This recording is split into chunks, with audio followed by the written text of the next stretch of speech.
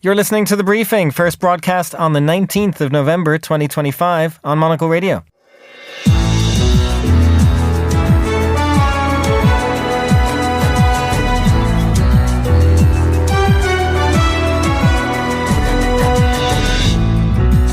Hello and welcome to The Briefing, broadcasting live from Studio One here at Midori House in London. I'm Chris Chermak.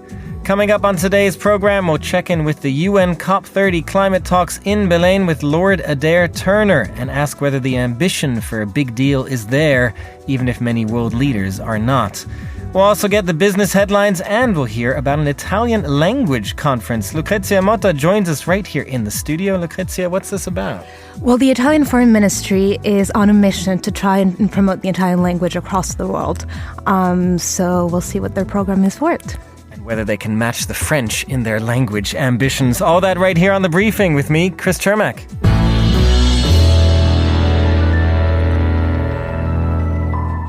Happy Wednesday to our listeners. Welcome to the show. We're going to start in Brazil. The UN climate conference Cop30 in Belém is nearing its conclusion. Negotiators had better get their sleep in now, because if past conferences are anything to go by, the talks to reach a final deal could go well into the night on Friday, possibly beyond. Lord Adair Turner is chair of the Energy Transitions Commission and joins me live now from Belém. Lord Adair Turner, thanks very much for joining us here on the show. Let's start with a bit of the mood over there in Belém. This has been maybe a more subdued COP, is it fair to say, than some of the past ones, given the smaller number of world leaders attending? Well, I think you always have to realize that at COP, there's really two completely different things going on. There's a process in the negotiation rooms, which, I'm allowed to go into, but I haven't been there much at all. And the oddity about the negotiations this time round is there aren't a set of really big, iconic things that people are negotiating like they were in Dubai and Glasgow. And then there's the stuff outside the negotiating rooms, which is a whole load of, corporate events, civil society events, people discussing new technologies, new ideas. And I would say in that, I think many people from outside might be surprised at how optimistic that is and how determined that rest of the COP is. But you always have to realize with the COP that there are these two different things going on, with a bit in the middle, which is called coalitions of the willing, where the Brazilian presidency is trying to get groups of countries to make commitments to drive things forward without that being part of the formal negotiation.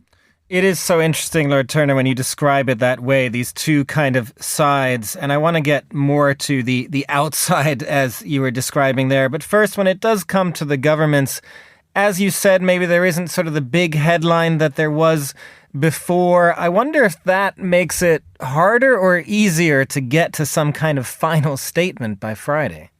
Well, what I hope is that whatever the details, there is a clear final statement on the determination to still limit global warming to well below 2 degrees centigrade, and the determination to, tighten up on emissions commitments. Now, in terms of what is being negotiated, there are a set of detailed things about adaptation roadmaps, how you measure the cost of adaptation.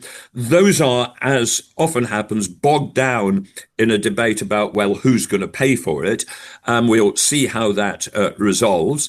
There's a whole load of things where things have been adopted. For instance, what's called the Article 6, a rule book of how you do international trading. That's good stuff. So there's quite a lot of rather technical stuff, which even when it's produced is not going to produce, a great headline.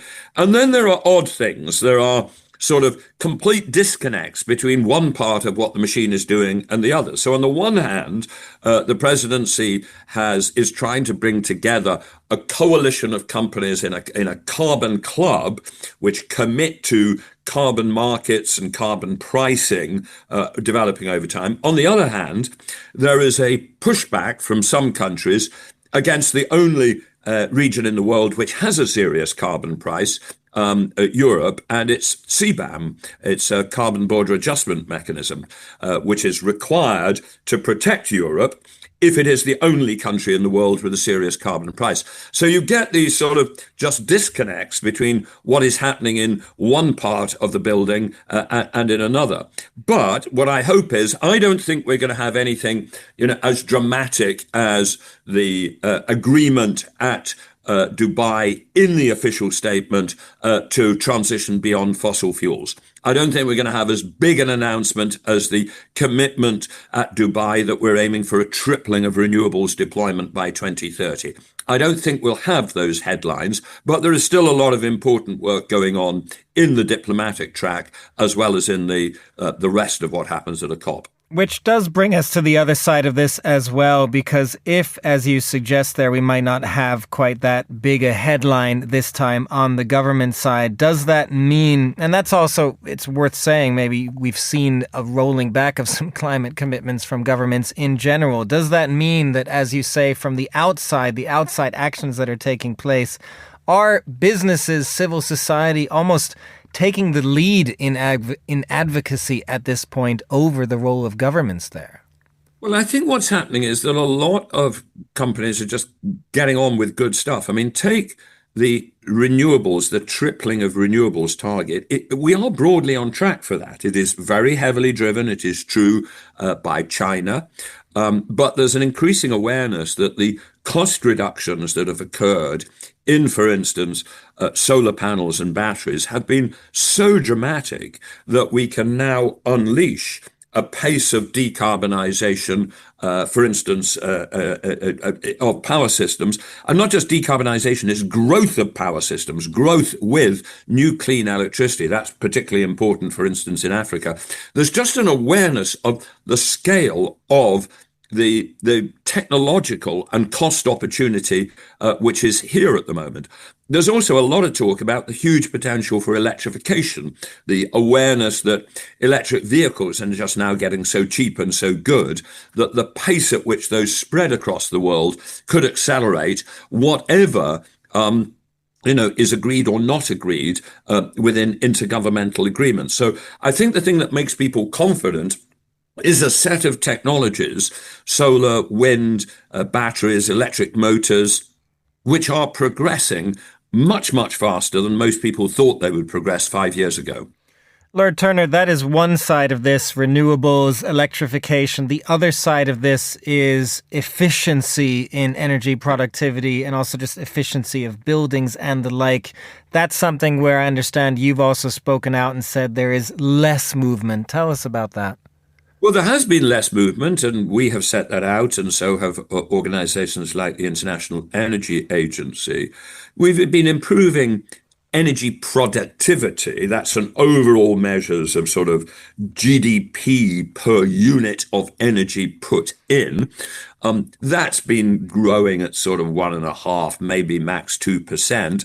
And there was a commitment at Dubai. A lot of countries signed up and said, well, we're going to double that rate. We're going to double it to, say, 4%. And if you double it from 2% to 4%, you actually get to an interesting stage where the total amount of energy input can actually decline even as GDP grows rapidly. Now, what we've shown in a recent report from the Energy Transition Commission is that doubling of energy productivity improvement is absolutely credible, but the core of it, the absolute core of it, is electrification.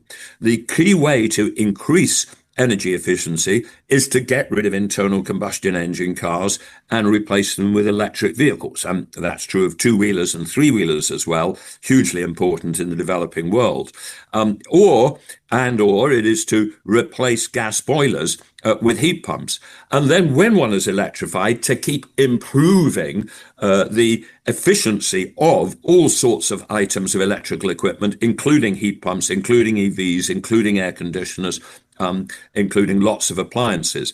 We are right, ahead of us is a very major opportunity to improve energy efficiency. There's lots of other things one needs to do as well. For instance, building buildings better, insulating them better. And that is very important to reduce the amount of what's called peak electricity, the electricity demand at a particular time of day. But the absolute core is electrification. And as I say, there's an increasing focus of people saying, shouldn't we have overt electrification targets to say, take final energy demand as a percent electricity as a percent of final energy demand from the 20% that it is today to some people are suggesting 35 by 35, 35% by 2035.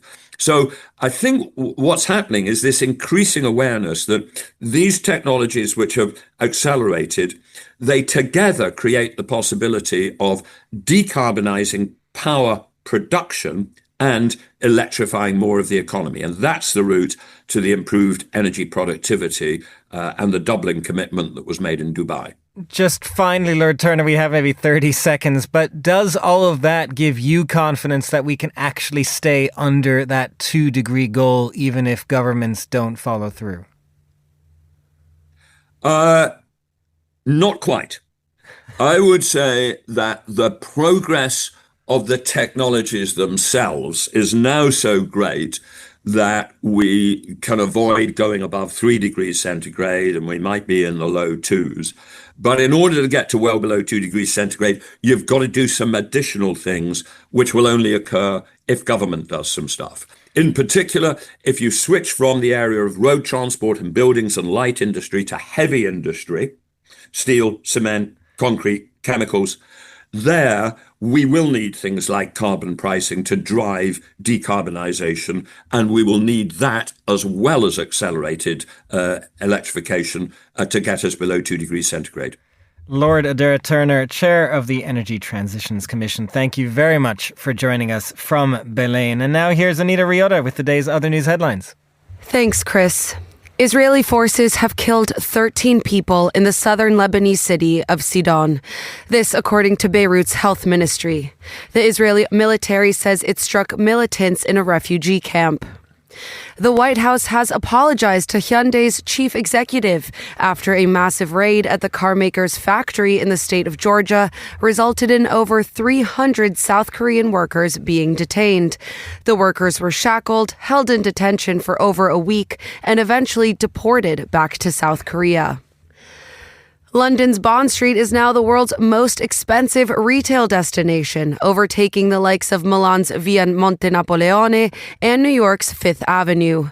Rents on New Bond Street soared this year, with luxury brands like Prada and Richemont signing new, costly deals. Those are the day's headlines. Back to you, Chris. Thanks very much, Anita. It is time now for a roundup of the business headlines with Ewan Potts, Bloomberg reporter. Ewan, always good to have you back on the show. We're going to start with kind of sticking with what we've been talking about. We've been talking about Cop30 and renewable energy. There is another side to that, which is a target to triple the world's nuclear capacity by 2050. Who's doing well on that? Hello, Chris. I want to start off with this global story today. As you've been discussing, the Cop30 climate change talks are still ongoing in Brazil. And another 2 countries have signed up to a pledge to triple nuclear capacity by 2050, bringing the total to 33 now. I think the addition of Senegal and Rwanda is probably not going to save the planet, but the World Nuclear Association is sounding upbeat. It reckons that the target is still achievable. Now, to have any chance of getting to that nuclear target, nations are going to have to follow the lead of a country that is not so far a signatory to the agreement. And that country is China. China is the world's biggest polluter. It's also top of the table when it comes to adding nuclear capacity. It's got no fewer than 30 reactors under development. And Beijing also approved another 10 in a package earlier this year. As to the western side of the hemisphere, well, progress has been pretty patchy in honesty, and it's been beset by delays and cost overruns. In the UK, the Hinkley Point project is years behind schedule. In the US, there are 2 reactors being produced in Georgia, which is 7 years late and more than double their original budget. And very much on the naughty step, Germany has been ramping up the burning of coal and gas after the Green Party in Angela Merkel's coalition mandated the closure of all of their nuclear power plants. So I think fair to say room for improvement on the nuclear scorecard. It's so interesting to talk nuclear, Ewan. Just curious if investors are then bullish on this or not, as you say, and the West maybe not going as well, although there are a lot of efforts. It's amazing to look at where nuclear is today compared to where it might have been 10, 15 years ago. Even 3 Mile Island in the US is going to be back up and running. Yeah, it's certainly back more in fashion than it was perhaps 10 years ago or so, but it's still a pretty expensive way of generating power. The Chinese managed to build their plants cheaply, but certainly when it comes to Europe, the average cost per megawatt of output is expensive for nuclear. So generally they have to be built with government subsidy. There is a lot of excitement in the markets over small nuclear reactors and small modular nuclear reactors, which is something which Rolls-Royce of the UK is involved with. At the moment, it's still fairly early days, but investors are quite excited about the prospects for these. These are sort of standardized small reactors which can be produced on a bigger scale without all the complications of redesigning plants every time you build them. So these can just be sort of dropped in place. That is the idea in theory. We're yet to see how it's going to pan out in progress. You have one other story for us as well about how a university education is no longer a surefire way to a well-paid job. That's a bit of a depressing story for us, for any younger listeners out there. Tell us about it. Yeah, for years, the advice to teenagers considering their options was clear. If you want a well-paid job, head to university. But there's a new analysis by Bloomberg today, which suggests that the situation these days, like so many things, is not so simple. Now, this is data from England, but it's a picture reflected in several countries around the world. Back in 2007, average graduates in their 20s earned twice as much as the typical minimum wage worker on a 40-hour week. So that is a 100% graduate premium. But by 2024, the rising value of the minimum wage has shrunk that premium to 43%. And if you account for student debt repayments, which were much smaller before, the gap comes down to just 32%. Now, this is really a story about wage compression, and it's been especially marked here in the UK, but it's also becoming an important factor in a number of economies around the world. Now, the UK is not a high wage economy, and wage growth has been frankly pretty stagnant in recent years. So the effect of increasing the minimum wage by more than other wages is a compression in the gap between the bottom and the middle. So while the office cleaner can now expect to earn £25,000 a year, many junior desk-based roles are still only paying in the region of £30,000 or £35,000. So there's been a real narrowing of that gap. Now, the stated aim of government policy is to get the minimum wage closer to the median. So I suppose you could say this has been a success, but the side effect of that is it leaves people on those average wages suddenly earning not much more than the median, than the minimum, I should say. Really interesting stuff. Ewan Potts, Bloomberg reporter, thank you very much for joining us. You're listening to The Briefing on Monocle Radio.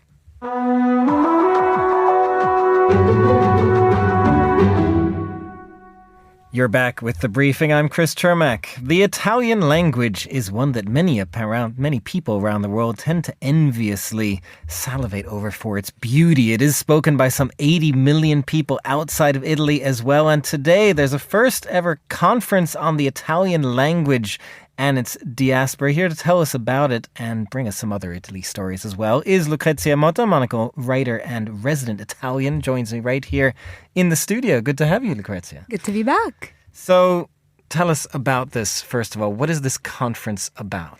So yesterday, the Foreign Minister Antonio Tajani hosted the first ever Italofonia conference in Rome. It is sort of the first step in a larger process to promote Italian language across the world and create a bigger community of people and countries who are tied to the Italian language and Italian culture. And it's interesting because we were talking just before the show, maybe in some places especially, what's interesting is Italian culture is kind of ever present, and there are, I'm Italian American, like I have this sort of Italian side from that.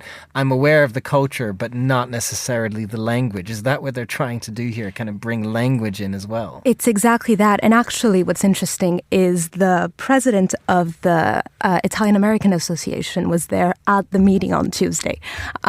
Does he speak Italian? I hope he does. Well, I hope so too. No, but it is. So Italy is the official language of Italy, but it's also one of the official languages in Switzerland, in San Marino, in a lot of different countries, and it is a minority language, sort of recognized in some countries in the Balkans, and it is unofficially but widely spoken in the Mediterranean. I think right now they mostly also want to tap into Italy's extremely large immigrant communities across the US, Latin America, and Australia. And like you said, these are communities that sometimes, due to having lived far away from Italy for a long time, aren't necessarily linked to the language, but they are in love with the country, they're in love with the culture, and this is what they're now trying to tap into. And the other side of this is maybe a comparison with France. My other half. Your other half, because you have that as well. And you were telling me before, like you went to French language schools, right? That is something that is so common. Is that what Italy's trying to emulate? I mean, the concept of francophonie, I think, is very much the success of this principle. And it is based, obviously, of the support of the many Alliances Françaises you have across the world, many French schools. Even you have the International Organization de la Francophonie, which has 93 member states. You have this Week of the French Language, which I believe is in March next year. And those are such a huge series of events, of festivals that are just promote the French language across the world. And it's not just a promotion of French language, but it's French cinema, French literature, French art, theater. It's really just a showcase of French culture in all its forms, and it's an incredible tool of soft power if done correctly. So it's the kind of thing that Italy would want to emulate without probably saying that they're emulating. Without saying it's French. No, for sure. Well, let's move on to a couple of other stories you do have for us, because the Venice Biennale is, well, it's about 6 months away at this point, in April, at Venice Biennale 2026, but we have the first pavilions.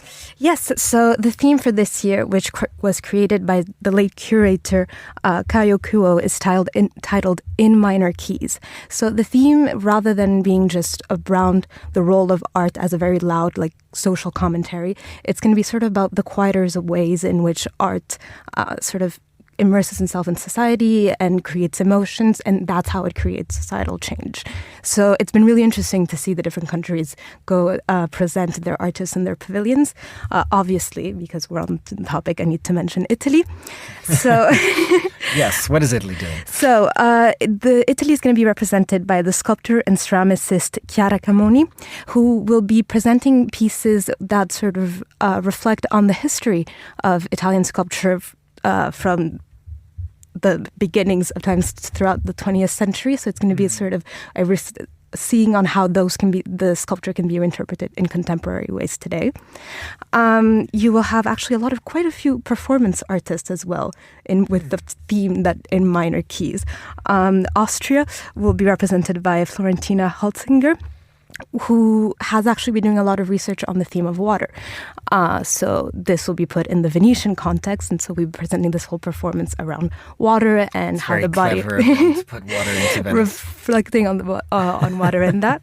And then in Japan, it'll be the performance artist Arakawa Nash, who will be again also doing a bit of a historical look at some of the very famous performances that have happened in previous editions of the Biennale. So, for instance, Yayoi Kusama's sort of guerrilla performance in the 60s and a lot of different other editions. Just quickly, finally, you had one other thing for us, and that was just the Italian Museum of Pop Culture. So we're not just talking language and culture, there's also a new pop culture museum. Yeah, so this is an opening that happened this week in the city of Avigliana near Turin. So this is a museum that is a celebration of the last 50 years of pop culture, from comics, famous books, TV shows, and has been created with the support of a very famous Italian collector called Italo Alais. And it's going to be not only just like a collection of memorabilia, posters, and sort of your favorite superhero movies, but really a look on how the two popular culture is a commentary on political and social events and how the two sort of intertwine. So that's going to be a one to go to. One to go to, absolutely. Lucrezia Motta, Monocle Radio, thank you very much for joining us. That's all the time we have for this edition of The Briefing. It was produced by Anita Riota. Our researcher was Joanna Moser, and our studio manager was Christy O'Grady. The Briefing is back tomorrow at the same time. I'm Chris Chermak. Goodbye, and thanks for listening.